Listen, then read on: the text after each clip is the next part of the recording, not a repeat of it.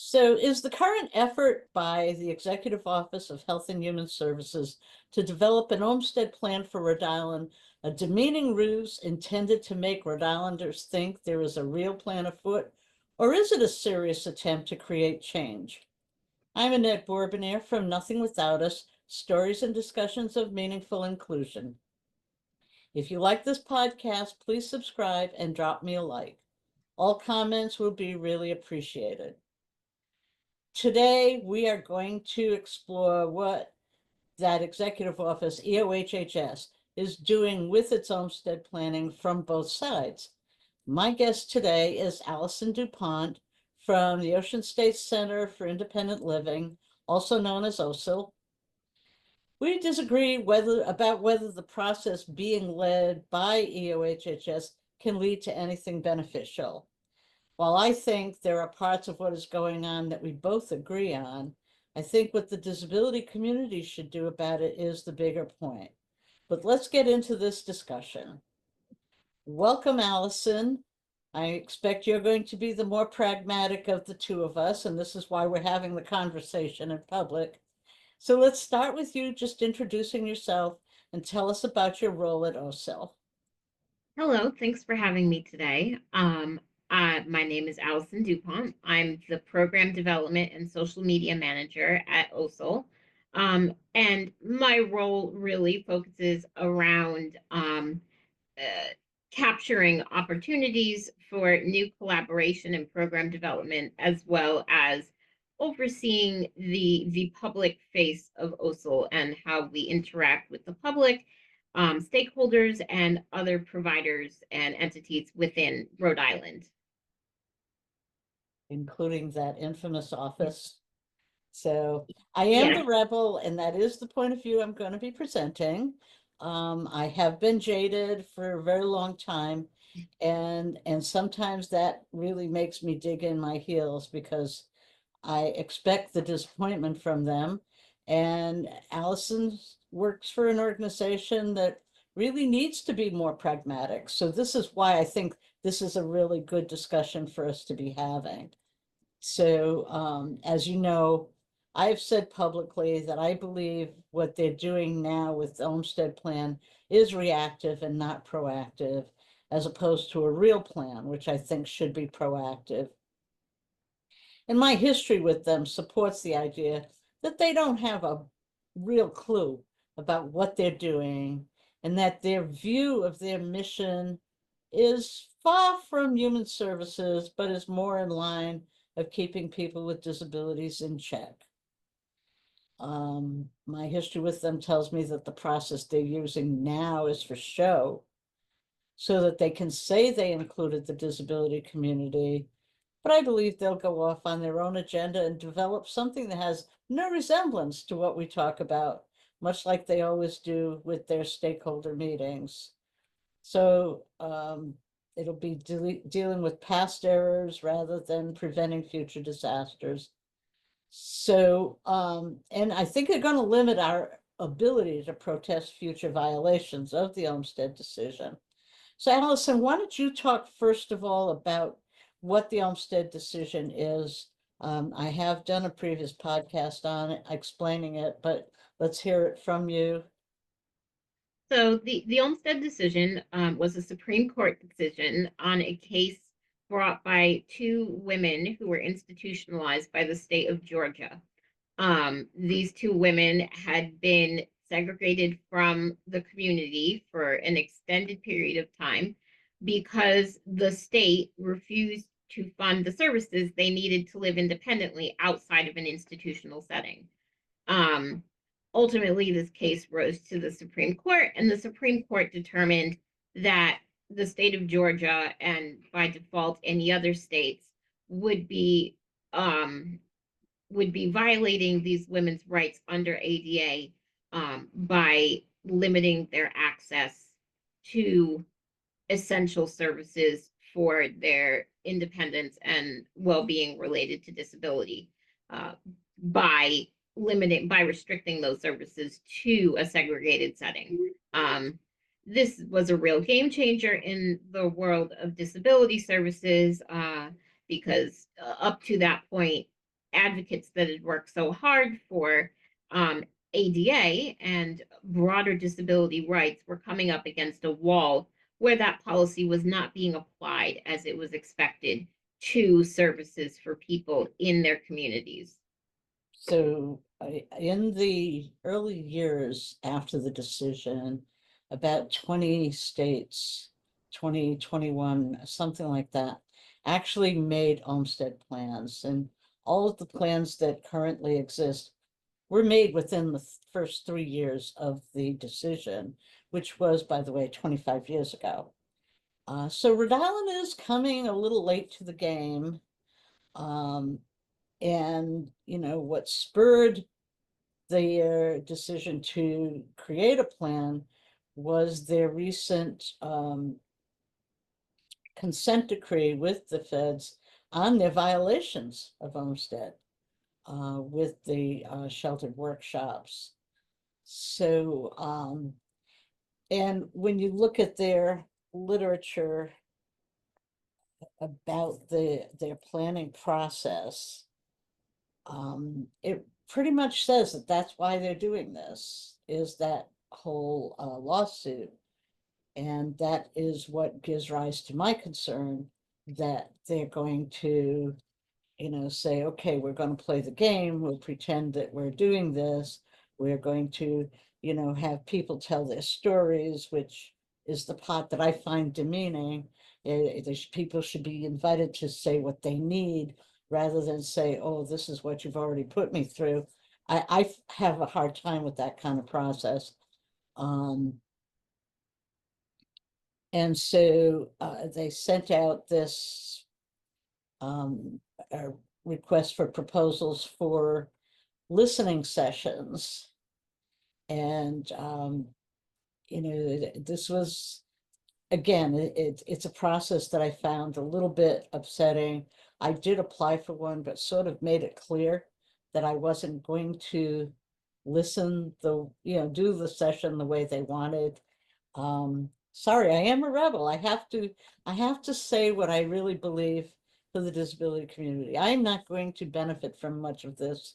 I'm kind of past where those benefits are going to be helpful, but you're younger and you really need to be concerned about what's going on. And that's why I do this work, so that other people can do it. But you chose another route. So tell me how yours went.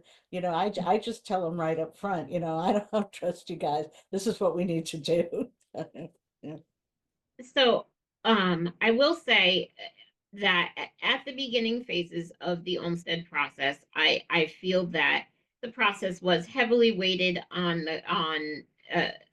or focused on the planning for deinstitutionalization of adults and children, particularly in mental health settings, which is certainly a major crisis pinch point in the state.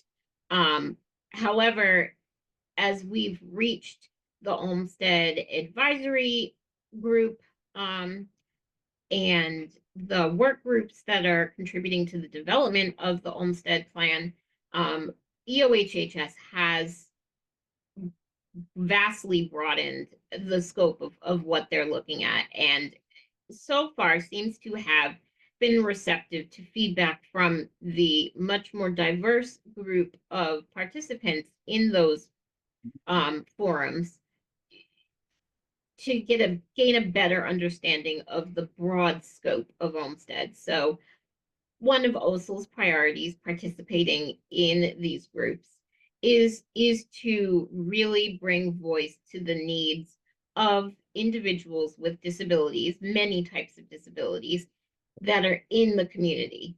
Certainly getting people who are institutionalized out of institutional settings is a major priority. But at the same time, we do need to support people in staying in their communities. So that is a real focus. That was the primary focus of our proposal to EOHHS. And we are recruiting from a broad population across types of disabilities and across socioeconomic backgrounds, racial backgrounds, ethnic backgrounds, etc. And our approach is to really look at kind of a three-pronged approach. We want to know what people's needs are in the community, what independent living means to them. And then we want to know what supports exist now that are working and what supports are needed to make that happen. And I find this to be a very effective way of workshopping what our plans are. It would be great to have everything all at once.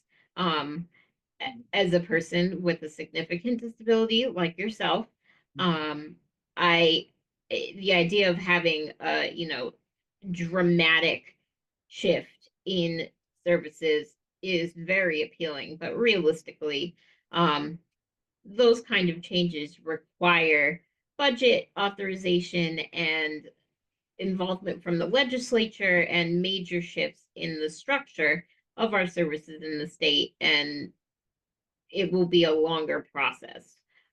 So we are really looking at understanding from our community, not just from ourselves, what those needs are and where the priorities lie so that we can begin negotiating and working towards the ideal outcomes. I am happy to say, well, I will preface this with, in a previous discussion, we talked about the fact that EOHHS was distributing, or their consultants that are running this, were distributing a facilitator's guide for organizations that are hosting these listening sessions. And it had suggested questions and required data points, and I hadn't seen it yet, and I wasn't really sure what that was going to look like. And I will admit I was little nervous about what types of restrictions might be placed, and whether there was risk of preventing genuine input from the community. However, I am happy to say that I received that guide, and fundamentally, the types of information that EOHHS is looking for aligns very well with the format and the concept that we are looking to explore in our listening sessions. So I'm very happy with that. I feel that what they're looking for and what we want to do will actually align very well. And I understand that what they say they're looking for. And that has been, part of my distrust, because when it comes down to it, I'm not sure whether that's what they're going to pay attention to in the end in the plan, because I've seen the very best thing that EOHHS has done in the past 20 years has been the personal choice program, which they have set about for the last 20 years. Since they implemented it, they have set about being so destructive of it, tearing it apart, underfunding, overregulating, and creating such a disaster that, that's reason number one for my distrust of them as an organization. I would really prefer that we go right to the legislature with our plans, rather than going through them and going through what they will do to us.